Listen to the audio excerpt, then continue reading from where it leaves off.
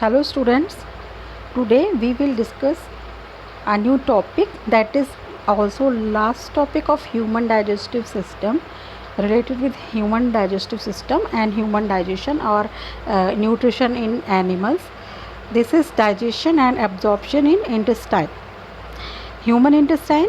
Humans have approximately 22 feet long intestine that is divided into small intestine and large intestine.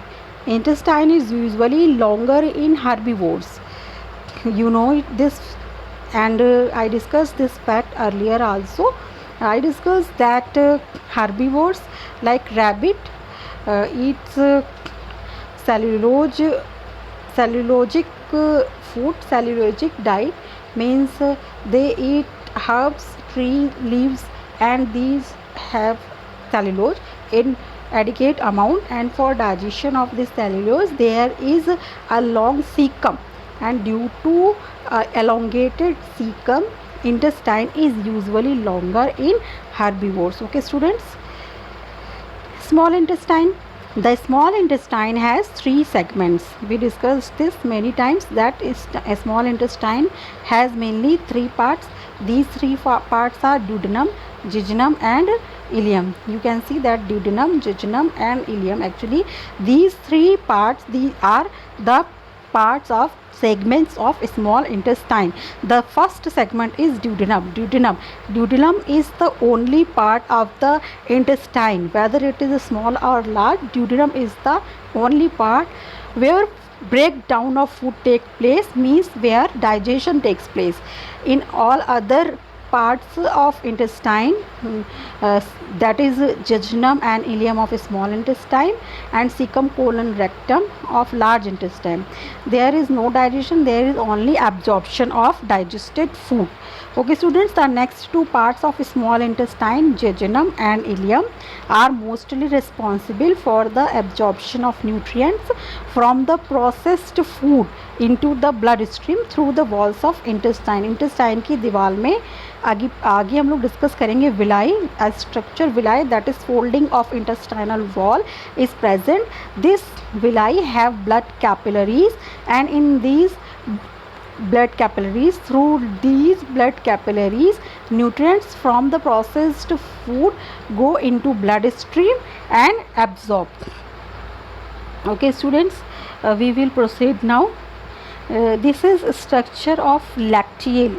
Lacteal is a special type of lymph vessel. You can see this is lacteal. Yellow colour का जो ये portion बीच में, या इधर आप देख सकते हैं, ये बीच में जो है लैक्टियल है. और देखिए इसी के साथ साथ ही विलाई की ये जो फोल्डिंग है, ये स्मॉल इंटेस्टाइन की दीवार है. मान लीजिए कि स्मॉल इंटेस्टाइन अगर ऐसे होती, ये प्लेन है, फिर से मैं आपको इसे ड्रॉ करके दिखाती हूँ कि ये अगर हम लेते हैं कि ये स्मॉल इंटेस्टाइन की वॉल है. ओके स्टूडेंट्स, तो ये प्लेन हो गई, ठीक. लेकिन एक्चुअली ऐसी वॉल नहीं होती है. स्मॉल इंटेस्टाइन की वॉल में ऐसे स्ट्रक्चर्स, जिन्हें फोल्डिंग्स कहते हैं, ऐसे फोल्डिंग लाइक स्ट्रक्चर्स प्रेजेंट होते हैं. ओके स्टूडेंट, और ये जो फोल्डिंग जैसे स्ट्रक्चर्स प्रेजेंट होते हैं, इनको विलाई कहते हैं. तो वही स्ट्रक्चर यहाँ ऐसे दिखाया गया है, ये विलाई दिखाया गया है. अब इस विलाई के अंदर भी लिम्फ वेसल्स होती हैं और ब्लड वेसल्स होती हैं, यानी ब्लड कैपिलरीज होती हैं. और ये ब्लड कैपिलरीज आपको रेड और ब्लू में दिखाई गई है, यानी आर्टरीज और वेंस में दिखाई गई है. तो ये जो ब्लड कैपिलरीज हैं, इनमें ही न्यूट्रिएंट्स जो हैं एब्जॉर्ब होते हैं. स्पेशली लैक्टियल्स क्या है, लैक्टियल्स एक्चुअली क्या है, लैक्टियल्स लार्ज लिम्फ वेसल्स हैं, जो कि विलाई मैंने आपको बताया कि ऐसा सिंपल सा स्ट्रक्चर नहीं होता है इंटेस्टाइनल वॉल का, बल्कि ये स्ट्रक्चर इस तरीके से अंदर की तरफ दीवार जो होती है वो फोल्डेड रहती है. तो अंदर की तरफ दीवार जो होती है फोल्डेड होने के कारण ये अंदर जो टोटल सरफेस एरिया है इंटेस्टाइन के अंदर, देखिए यहाँ अगर टोटल सरफेस एरिया अवेलेबल आप देखें और इधर देखें, ये प्लेन है. अगर अंदर दीवार प्लेन होगी तो इस तरीके का होगा, और यहाँ फोल्डेड जो कि एक्चुअली होता है ये स्ट्रक्चर होता है. तो ये जो स्ट्रक्चर है, ये स्ट्रक्चर, इनको ये जो फोल्डिंग्स होती है स्मॉल इंटेस्टाइन की वॉल में, इन्हें विलाई कहते हैं. और इन विलाई पर ही बहुत सारी ब्लड कैपिलरीज और लिम्फ वेसल्स प्रेजेंट होती हैं. और ये क्यों प्रेजेंट होती हैं? For absorption of digested food, और विलाई क्यों प्रेजेंट होता है? Villi to increase surface area for absorption. भाई अगर ये इस तरीके से कोई लेयर प्रेजेंट होगी, मान लीजिए ऐसे लेयर है, तो इस पर ब्लड कैपिलरीज जब होंगी तो उनको कम सरफेस एरिया मिलेगा। लेकिन इस तरीके से स्ट्रक्चर फोल्डेड रहेगा तो ब्लड कैपिलरीज को भी एक सरफेस मिलेगा अटैचमेंट के लिए, और इससे जो सरफेस एरिया ऑफ एब्जॉर्प्शन है वो इंक्रीज़ हो जाएगा। तो अलग से समझिए, फिर से 3 स्ट्रक्चर्स डिस्कस किए मैंने आपसे। विलाई डिस्कस किया, जो आँत की दीवार अंदर की तरफ फोल्डेड रहती हैं थोड़ी थोड़ी दूरी पर, इसे विलाई कहते हैं। और इसी विलाई पर बहुत सारी ब्लड कैपिलरीज प्रेजेंट होती हैं, और ये ब्लड कैपिलरीज ही न्यूट्रिएंट्स को एब्जॉर्ब करती हैं। इन ब्लड कैपिलरीज के अलावा लिम्फ वेसल्स भी विलाई पर प्रेजेंट होती हैं, यानी इंटेस्टाइनल वॉल पर लिम्फ वेसल्स भी प्रेजेंट होती हैं। तो जो लिम्फ वेसल्स होती हैं उनमें फैट का एब्जॉर्प्शन होती है। लिम्फ वेसल्स यानी जिसे कि लैक्टियल्स कह रहे हैं। लैक्टियल्स क्या है? विलाई में प्रेजेंट रहने वाली लिम्फ वेसल्स हैं। तो लिम्फ वेसल्स या लैक्टियल्स में फैट का एब्जॉर्प्शन होता है। फैट के डाइजेशन के बाद एब्जॉर्प्शन हमेशा लिम्फ वेसल्स में होता है। और जो कार्बोहाइड्रेट और प्रोटीन है डाइजेशन के बाद, after breakdown of carbohydrate and protein, it forms amino acids and glucose, and that amino acid and glucose means carbohydrate and protein, it is absorbed in blood capillaries. ठीक है, blood capillaries में carbohydrate और protein absorb होता है, जबकि fat जो है वो लैक्टियल्स होते हैं उनमें एब्जॉर्ब होता है। देखिए अब एक और स्ट्रक्चर है काइलोमाइक्रॉन्स। तो जब हमने लैक्टियल्स की बात की ही है तो देखा हमने कि लैक्टियल्स क्या है, जो इंटेस्टाइन की वॉल है फोल्डेड रहती है, इस पे जो स्ट्रक्चर है इसी फोल्डिंग को कहा जाता है विलाई है, जो एब्जॉर्प्शन के सरफेस एरिया को बढ़ा देती है। अब इसी विलाई में मैंने आपको बताया कि लिम्फ वेसल्स भी प्रेजेंट होती हैं, इसी में लिम्फ वेसल्स भी प्रेजेंट होती हैं। तो ये लिम्फ वेसल्स जो प्रेजेंट होती हैं विलाई में, ये फैट का एब्जॉर्प्शन करती हैं। तो ये फैट जो एब्जॉर्ब होता है वो स्मॉल ग्लोब्यूल्स के फॉर्म में होता है। This fat is present in form of small globules, और ये ग्लोब्यूल्स प्लेन ग्लोब्यूल्स नहीं होते, flat small, these are small fat globules coated with protein coated small fat globules होते हैं ये एक्चुअली, और इन्हीं को कहते हैं काइलोमाइक्रॉन्स। फैट का एब्जॉर्प्शन हमेशा काइलोमाइक्रॉन्स के रूप में होता है। फैट का एब्जॉर्प्शन काइलोमाइक्रॉन्स के रूप में होता है। फैट का एब्जॉर्प्शन कहाँ होता है? लैक्टियल्स में होता है, जो एक प्रकार की लिम्फ वेसल्स है जो विलाई में पाई जाती है, और विलाई स्मॉल इंटेस्टाइन की वॉल में जो फोल्डेड स्ट्रक्चर्स होते हैं वो हैं। फैट किस रूप में एब्जॉर्ब होते हैं? छोटे छोटे ग्लोब्यूल्स के रूप में। और ये ग्लोब्यूल्स भी जो होती हैं, ये मान लीजिए कि ये फैट ग्लोब्यूल्स है छोटे छोटे, और ये फैट ग्लोब्यूल्स जो होते हैं ये प्रोटीन कोटेड होते हैं। ये देखिए सिर्फ फैट ग्लोब्यूल्स एब्जॉर्ब नहीं हो जाता, इसके ऊपर प्रोटीन कोटिंग भी होती है। जब फैट ग्लोब्यूल्स पर प्रोटीन कोटिंग भी हो जाती है, उसी स्ट्रक्चर को कहते हैं काइलोमाइक्रॉन्स। और फैट का एब्जॉर्प्शन इसी रूप में होता है लिम्फ वेसल्स में। लिम्फ वेसल्स को ही स्पेशल टर्म दिया गया है जिनमें फ़ैट का एब्जॉर्प्शन होता है। जो स्मॉल इंटेस्टाइन की दीवार की फोल्डिंग विलाई में प्रेजेंट होती है उसे ही लैक्टियल्स कहा जाता है, और लैक्टियल्स जो है वो फैट को एब्जॉर्ब करती है काइलोमाइक्रॉन्स के रूप में। ठीक है, आई थिंक आपको समझ में आया होगा। Fatty acids and glycerol being insoluble can not be absorbed into the blood.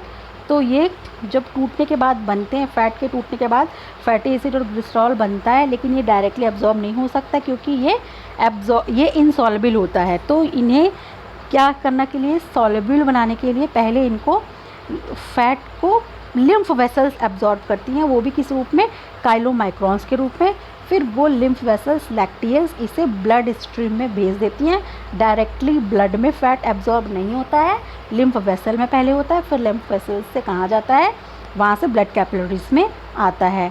तो फैट के लिए हमने देखा first broken into small droplets.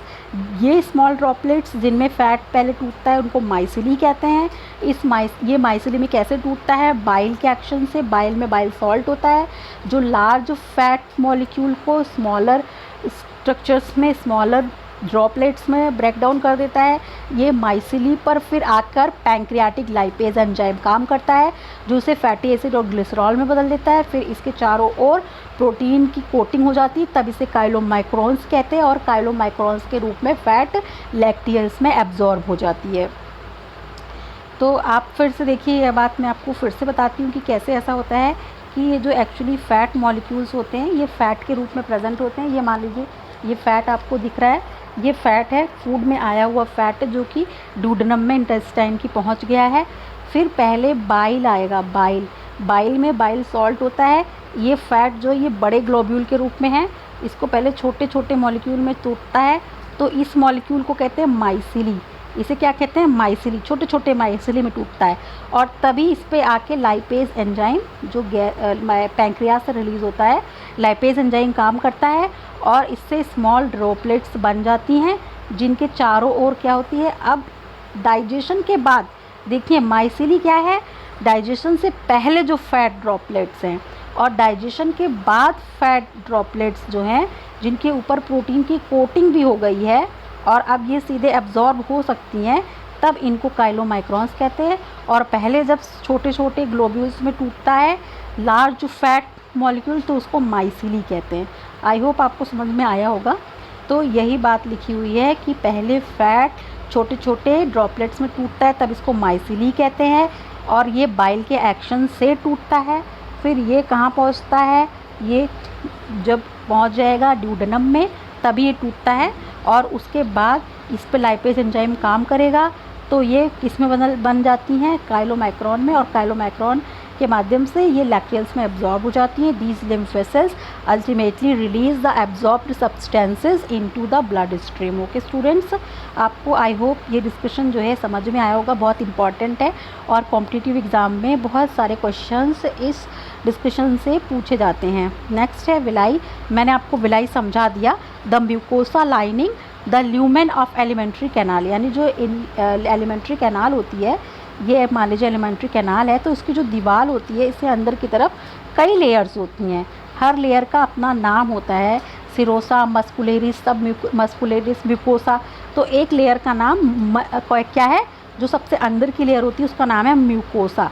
सबसे अंदर की तरफ जो लेयर होती है उसे कहते हैं म्यूकोसा। इंटेस्टाइन में सबसे अंदर की तरफ लेयर जो है वो म्यूकोसा कहलाती है और अंदर ये जो स्पेस बच रहा है ये जगह, ये क्या है, ल्यूमेन, इंटेस्टाइनल ल्यूमेन इसी को कहते हैं। ठीक है, और इसी म्यूकोसा लाइनिंग से ही ये विलाई बनते हैं अंदर की तरफ। Okay students, the mucosa lining the lumen, lumen को लाइन करने वाली, यानी कि ल्यूमेन जो इंटेस्टाइन के अंदर जो ट्यूब बनी हुई है उस ट्यूब में सबसे अंदर म्यूकोसा लेयर है और वो म्यूकोसा लेयर ही फोल्डिंग बना लेती है और इसी फोल्डिंग्स को क्या कहते हैं, विलाई कहते हैं। ऐसा ही फोल्डिंग जो है वो स्टोमक में भी पाया जाता है लेकिन वहाँ उसको र्यूगी कहते हैं। स्टोमक में इस फोल्डिंग का नाम अलग होता है, ये भी म्यूकोसा लेयर से बनता है और स्मॉल इंटेस्टाइन में इसी को कहते हैं विलाई, जो कि म्यूकोसा लेयर से ही बनता है। तो क्लियर होगा आपको। तो अगर सिर्फ हम विलाई को डिस्कस करें तो हमें क्या मिलेगा, mucosa lining of lumen of alimentary canal forms finger like foldings known as villi. Small intestine में विलाई पाए जाते हैं। ठीक है, the cells lining the villi produce numerous microscopic projections called microvilli. अब इसी माइक्रोविलाई पर, इसी विलाई पर मान लीजिए कि ये एक विलाई है, मैंने डिस्कस किया आपसे, ये एक विलाई है, इसी विलाई पर बहुत सारे छोटे छोटे ब्रश बॉर्डर जैसे माइक्रोविलाई होते हैं इसी पर, और इन्हीं माइक्रोविलाई पर बहुत सारी ब्लड कैपिलरीज होती हैं और लैक्टियल्स प्रेजेंट होती हैं। तो यानी विलाई के ऊपर भी छोटे छोटे स्ट्रक्चर्स होते हैं और आपको विलाई याद रखना है कि स्मॉल इंटेस्टाइन की जो वॉल है उसकी फोल्डिंग को विलाई कहते हैं, जो एब्जॉर्प्शन के सरफेस एरिया को बढ़ा देती है। बस इतना आपको याद रखना है। These modifications increase the surface area of absorption enormously. Then villi का देखिए यहाँ पर स्ट्रक्चर आपको दिखाया गया है, ऑलरेडी मैंने डिस्कस किया बट यहाँ पर और अच्छे से दिखाया गया है इस स्ट्रक्चर को। देखिए आप देख रहे होंगे कि ये स्मॉल इंटेस्टाइन के ये अंदर का पोर्शन है, तो ये एक तरफ को दिखाया गया है, सबसे अंदर म्यूकोसा लेयर है, इसी म्यूकोसा लेयर में ऐसे विलाई ये बने हुए दिखाए गए हैं। अब इसी विलाई में देखिए आपको दिखाया गया है कि ब्लड कैपिलरीज भी प्रेजेंट है और इसी विलाई में लिम्फ वेसल्स भी प्रेजेंट है। जो लिम्फ वेसल्स है इन्हें लैक्टियल्स कहते हैं, जो कि फ़ैट का एब्जॉर्प्शन करती हैं, और फैट का एब्जॉर्प्शन काइलोमाइक्रॉन्स के रूप में होता है, और chylomicrons small fat droplets coated with protein होती हैं। ठीक है, अब ये सारे स्ट्रक्चर्स मैंने आपको बता दिए। तो villi are supplied with the network of capillaries, digested food available in form of nutrients absorbed into capillaries, और कैपिलरीज में डाइजेस्टेड फूड के एब्जॉर्ब होने को ही एसिमिलेशन ऑफ फूड कहते हैं। यानी ये जो आप कैपिलरीज यहाँ पर देख रहे हैं, ये कैपिलरीज, और फूड भी जब डाइजेस्ट होता है इसी जगह पे आता है, यहाँ प्रेजेंट रहता है फूड, और ये फूड जो है इस पूरा मान लीजिए विलाई के ये पूरा अंदर जो है ल्यूमेन है इंटेस्टाइन की, यहाँ फूड प्रेजेंट है। ये फूड क्या होगा, ये विलाई में एब्जॉर्ब होते जाता है। ये विलाई के माध्यम से यहाँ जो सरफेस पर कैपिलरीज है, कैपिलरीज में ब्लड में चले जाता है। इसी तरह यहाँ की विलाई पर भी ब्लड कैपिलरीज होती हैं। तो पूरा फूड क्या हो गया, ये दीवार से कहाँ चला गया, ब्लड में चले जाता है डिफ्यूज़ हो करके, और इसी को कहते हैं absorption. Okay students, crypts of Lieberkuhn. तो देखिए कि ऊपर जैसे कि अंदर की तरफ फोल्डिंग होती है दीवार की, तो उसको कहते हैं विलाई, लेकिन कहीं कहीं दीवार में दरारें होती हैं। मान लीजिए ये दीवार है, इसी दीवार में कहीं कहीं बीच बीच में ऐसे दरारें होती हैं, दीवार में दरारें होती हैं। देखिए विलाई तो ये अंदर की तरफ फोल्डिंग हुई, इसको विलाई कह रहे हैं, लेकिन दीवार में ही दरारें हैं। तो ये जो दरारें हैं दीवार में, इनको कहते हैं क्रिप्स ऑफ लिबरकुहन। लिबरकुहन नामक साइंटिस्ट ने इसको खोजा था, ये आप देख रहे हैं। हाँ, और ये इंटेस्टाइनल जूस का सिक्रीशन करती हैं, जो इंटेस्टाइनल जूस है जिसे कि सक्कस एंटेरिकस भी कहते हैं और टोटल डाइजेस्टिव जूस भी कहते हैं, क्योंकि इसके बाद कोई भी जूस रिलीज़ नहीं होता। अभी तक हमने बाइल पढ़ा, बाइल के फंक्शंस पढ़े, पैंक्रियाटिक जूस पढ़ा, उसके एंजाइम्स उनके फंक्शंस पढ़े, उसके पहले गैस्ट्रिक जूस पढ़ा, एंजाइम्स उनके पढ़े, उनका फंक्शन पढ़ा। उसी तरह सक्कस एंटेरिकस जो digestive juice, total digestive juice है या इंटेस्टाइनल जूस है, जो इंटेस्टाइन की दरारें क्रिप्ट्स ऑफ लिबरकुहन से रिलीज़ होता है।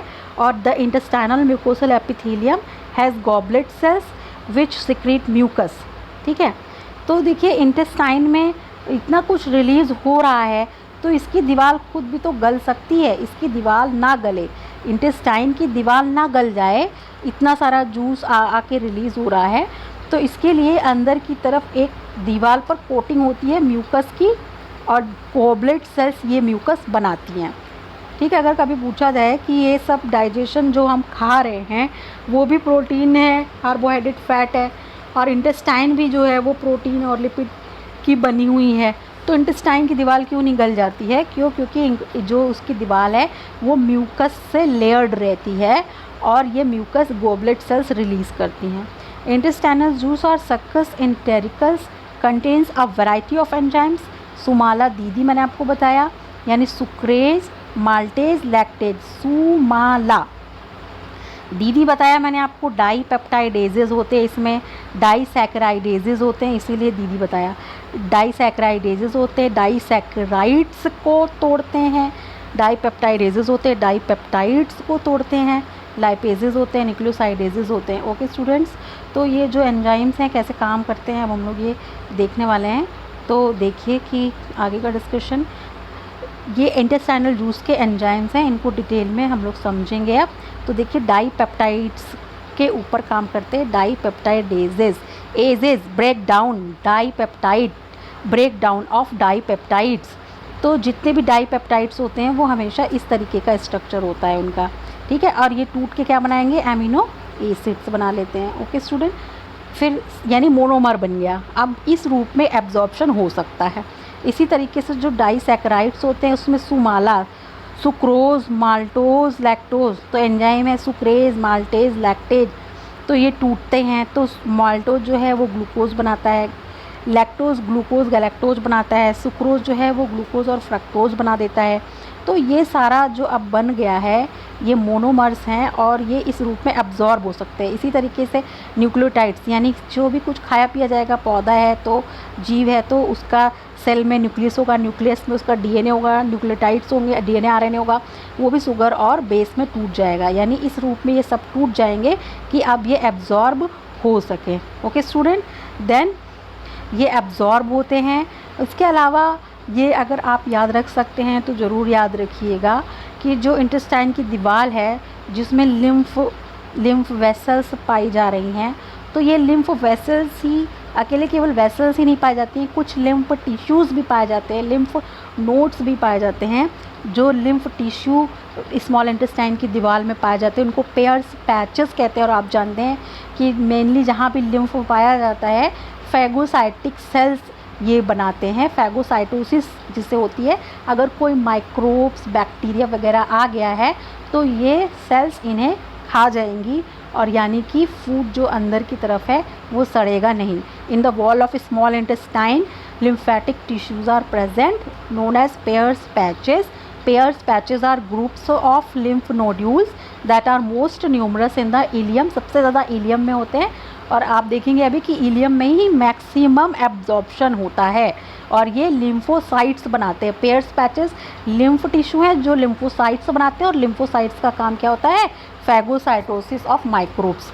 Okay student, large intestine, then food enters into large intestine. Large intestine has 3 segments: cecum, colon, rectum. Ileum opens into cecum. तो ileum is the last part of the small intestine. तो small intestine का duodenum, jejunum और ileum था। तो last part ilium जो होगा और इसका फर्स्ट पार्ट जो है सीकम होगा।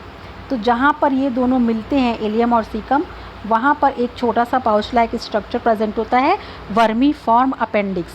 और साथ ही साथ एक और इम्पॉर्टेंट डिस्कशन है इस जगह से रिलेटेड कि जहाँ इलियम यानी स्मॉल इंटेस्टाइन का लास्ट पार्ट और सीकम लार्ज इंटेस्टाइन का पहला पार्ट है, तो फूड यहाँ से यहाँ डायरेक्ट नहीं जाता, यहाँ एक वॉल्व भी होता है जिसे इलियोसीकल वॉल्व कहते हैं। और ये वॉल्व ये इंश्योर करता है कि फूड का डायरेक्शन वन वे हो, फूड यहाँ से यहाँ ही जाएगा, बस इस जगह से यहीं जाएगा और ये जो फूड है ये और कहीं आगे पीछे नहीं जा सकता है। This ileocaecal valve ensures one way movement of food. Okay students, then we will discuss further. Ileum opens into caecum through an ileocaecal valve. The role of lower GI tract, तो लोअर जीआई ट्रैक्ट में मतलब यही आ गए आपके जहाँ से absorption शुरू होता है, यानी jejunum, ileum, cecum, colon, rectum. The role of the lower GI tract is to solidify the waste product. Water absorb करके ये वेस्ट को सॉलिडिफाई करता है, store the waste product until it can be evacuated. Okay students, now next sites. Appendicitis, मैंने आपको बताया कि जहाँ इलियम और सीकम मिलते हैं वहाँ पर स्मॉल पाउच लाइक स्ट्रक्चर होता है जिसे कि क्या कहते हैं? अपेंडिक्स कहते हैं। इनमें कभी इन्फेक्शन हो जाए, infection into appendix is known as appendicitis. देखिए ये मैं आपको थोड़ा सा समझाने की कोशिश करती हूँ। ये लास्ट पार्ट है डुodenum, जेजुनम के बाद इलियम और ये फर्स्ट पार्ट है सीकम का। तो ये दोनों जहाँ मिलते हैं यहीं पर एक पाउच जैसा स्ट्रक्चर, ये जैसे ये है, यही है, इसे वर्मीफॉर्म अपेंडिक्स कहते हैं। The caecum is very large and spacious in herbivores but in man में सीकम जो है रिड्यूस्ड है। Small pouch like part below the opening of ileum, जहाँ ओपनिंग है इलियम की वहाँ पर ऐसे छोटा सा पाउच लाइक होता है, इसे कहते हैं vermiform appendix. Attached to cecum there is a twisted coiled tube measuring about 3 inches, लगभग 3 इंच का होता है ये, इसे वर्मीफॉर्म अपेंडिक्स कहते हैं। इन्फ्लामेशन या infection of vermiform appendix is known as appendicitis and when appendicitis happens means appendix आपने सुना होगा तो surgical removal of this pouch, surgical removal. तो देखिए ये इस तरीके से पाया जा रहा था यहाँ पे ऐसे, तो इसी में इन्फेक्शन फूड फंसने से हो गया तो इसका सर्जिकल रिमूवल कर दिया जाए, इसे काट के हटा दिया जाए और बाकी हिस्से को जोड़ दिया जाए, यानी कि ये फिर से ऐसे नॉर्मल हो जाएगा। कंटिन्यूस ट्यूब हो जाएगी, तो यही सर्जरी ही अपेंडिसाइटिस का इलाज होता है। Surgery is the treatment of appendicitis. Then haustra and taenia colon, colon में हॉस्ट्रा और टीनी नाम के स्ट्रक्चर्स पाए जाते हैं। ये कॉन्स्ट्रिक्शंस है, these are the constrictions in the wall of large intestine. देखिए ये लार्ज इंटेस्टाइन है, तो लार्ज इंटेस्टाइन जो है ये इस तरीके से इसमें भी कॉन्स्ट्रिक्शंस ऐसे पाए जाते हैं। तो कुछ वर्टिकल्स होते हैं और कुछ हॉरिजॉन्टल होते हैं। Okay students, due to constrictions in wall of large intestine there is formation of a series of small pockets, these pockets are known as haustra. और इसी में कुछ हॉरिजॉन्टल कॉन्स्ट्रिक्शंस भी पाए जाते हैं, उनको टीनी कहते हैं। मींस आप इतना समझिए कि जैसे आप स्मॉल इंटेस्टाइन में देख रहे थे विलाई, वैसे ही लार्ज इंटेस्टाइन में ऐसे पाउचेस पाए जाते हैं जिनको हॉस्ट्रा कहते हैं, और ये भी एब्जॉर्प्शन में हेल्प करते हैं। The large intestine colon, colon में 4 पार्ट्स हैं। The large intestine colon has 4 parts, ascending colon, transverse colon, descending colon and sigmoid colon. तो आप देखिए जब आप बनाते हैं डायग्राम, तो ह्यूमन डाइजेस्टिव सिस्टम का डायग्राम में आप देख सकते हो कि ऐसा डायग्राम ह्यूमन डाइजेस्टिव सिस्टम का आपको दिखता है। ये आपको ऑइसोफेगस हुआ, फिर इसके बाद यहाँ स्टमक आया, स्टमक के बाद स्मॉल इंटेस्टाइन, ये इंटेस्टाइन शुरू हो गई, फिर इंटेस्टाइन के बाद ये यहाँ से असेंडिंग कोलन हुआ, फिर ट्रांसवर्स कोलन हुआ, डिसेंडिंग कोलन हुआ और रेक्टम, और उसके बाद एनस हुआ। ठीक है, तो ये असेंडिंग कोलन, ये ट्रांसवर्स कोलन, डिसेंडिंग कोलन और लास्ट में सिग्मॉइड कोलन, और वो रेक्टम में खुलता है। ठीक है, ऑल टुगेदर जो कोलन ही अकेले वो 7 फीट लंबा होता है। As the waste product passes through the colon, water is absorbed and stool is form. Okay student, then we will proceed. The stool from the colon is stored in the rectum. The anal sphincter provides the control over releasing stool or holding it. Once stool arrives in the rectum, a feedback to the brain makes the person aware of the need of a bowel movement. Means आपको ये एहसास हो जाता है कि हाँ हमें fresh होने के लिए जाना है, यानी एक वॉलंटरी कंट्रोल होता है इस इंस्फिक्टर का जिसका नाम है एनल स्फिक्टर। इस पर वॉलंटरी कंट्रोल होता है, एक लेवल तक कंट्रोल कर सकते हैं एनल स्फिक्टर का, और एनल स्फिंक्टर से हम थोड़ी देर तक बॉल मूवमेंट को जो है होल्ड कर सकते हैं, और जब हम कंफर्टेबल कंडीशन में हो तो फीकल मैटर को आउटसाइड बॉडी रिलीज़ कर सकें ताकि। Okay student, then these are the slides and small discussion of intestine and large intestine. Most important part is role of intestinal juice. Sumala Didi, Are Sumala Didi, actually erepsin, here erepsin is not mentioned. Actually in intestinal juice, erepsin is an important part of intestinal juice, but erepsin जो है वो नाम mention नहीं है, बल्कि उसकी जगह क्या लिखा है, एंजाइम का नाम जनरल लिख दिया है, डाईपेप्टाइडेजेस। तो इसी का इन्हीं डाईपेप्टाइडेजेस का एक नाम याद कर लीजिए, एंजाइम का नाम है इरेप्सिन। जैसे pepsin rennin protein digestive enzyme है, गैस्ट्रिक जूस में पाया जाता है, स्टोमक में प्रोटीन का डाइजेशन करवाते हैं। इसी तरह अभी पैंक्रियाटिक जूस पढ़ा, उसमें ट्रिप्सिन, काइमोट्रिप्सिन कार्बोक्सी पेप्टाइडेज नाम के प्रोटीन डाइजेस्टिव एंजाइम है, प्रोटीन का डाइजेशन करवाते हैं। इसी तरह स्मॉल इंटेस्टाइन से जो जूस रिलीज़ होता है, इंटेस्टाइनल जूस जिसे कहते हैं, वो भी प्रोटीन का डाइजेशन करवाता है, और प्रोटीन डाइजेस्टिव एंजाइम का नाम इरेप्सिन है, और जनरली इसे डाईपेप्टाइडेजेस कह देते हैं। डाईपेप्टाइड्स को तोड़ता है, इसलिए कॉमनली इसको डाईपेप्टाइडेजेस भी कह देते हैं। ये एंजाइम्स और इनका काम इम्पॉर्टेंट है। बाकी डिस्कशंस जो हैं इन पर बेस्ड क्वेश्चंस आते हैं। Succus entericus total digestive juice है, क्योंकि इसके बाद कोई डाइजेशन नहीं होता, सिर्फ एब्जॉर्प्शन ऑफ फूड होता है बाकी बचे हिस्से में, जेजनम, इलियम, सीकम कोलन में। फिर इसीलिए इसको टोटल डाइजेस्टिव जूस कहते हैं। जो स्मॉल इंटेस्टाइन की दीवारें होती हैं उनमें कुछ दरारें होते हैं, इन दरारों को क्रिप्ट्स कहते हैं। लिबर कुहन ने इनको खोजा था। तो ये जो क्रिप्ट्स ऑफ लिबर कुहन है, इनसे जो जूस रिलीज़ होता है इसे इंटेस्टाइनल जूस कहते हैं। इसी तरह इंटेस्टाइन की दीवार अंदर की तरफ, सबसे अंदर की लेयर म्यूकोसा होती है, वो म्यूकोसा अंदर की तरफ फोल्डेड स्ट्रक्चर्स बनाती है जो एब्जॉर्प्शन के सरफेस एरिया को बढ़ा देते हैं। इन्हें विलाई कहते हैं। इन विलाई के ऊपर intense network of blood capillaries present होता है और एब्जॉर्ब्ड फूड, इंटेस्टाइन के अंदर एब्जॉर्ब्ड फूड जो है वो इसी कैपिलरीज के माध्यम से एब्जॉर्ब होता है। फूड का एब्जॉर्प्शन कैपिलरीज में ही होता है, लेकिन फ़ैट का एब्जॉर्प्शन डायरेक्टली नहीं होता। फ़ैट का एब्जॉर्प्शन काइलोमाइक्रॉन्स के रूप में होता है through lactase. Okay students, I hope you enjoyed this video. Please like, share, comment and subscribe my channel.